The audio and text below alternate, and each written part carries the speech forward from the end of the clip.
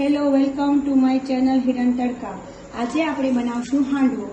એમાં મેં લીધા છે 3 વાટકી ચોખા, 1 નાનો વાટકો ચણાની દાળ અને 1 નાની વાટકી મિક્સમાં અડદની દાળ અને મગની દાળ।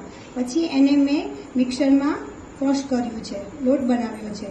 પછી એમાં મેં છાશ નાખી અને 12 કલાકનો આથો આપ્યો છે।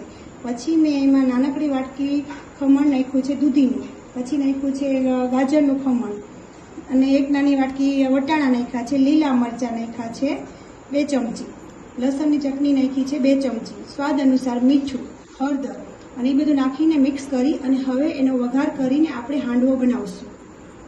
હવે આપણે વઘાર માટે 2 ચમચી તલ, રાઈ 1 ચમચી, હિંગ 1 ચમચી, જીરું 1 ચમચી, સૂકા 2 મરચાં અને લીમડો એનો આપણે વઘાર કરશું 4 ચમચા તેલમાં।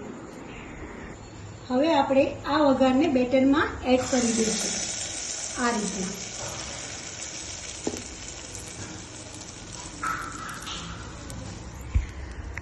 હવે આપણે એક નોનસ્ટિક તવા ઉપર આવી રીતે આપણે એને હાંડવો બનાવીશું। આપણે એમાં સેજ તેલ લગાવી દેવાનું, પછી આ રીતના બેટરને આપણે આવી રીતના કરી નાખવાનું, પછી ઉપર રીતે ઢક્કણ ઢાંકી દેવાનું અને 5 મિનિટ થવા દેવાનું।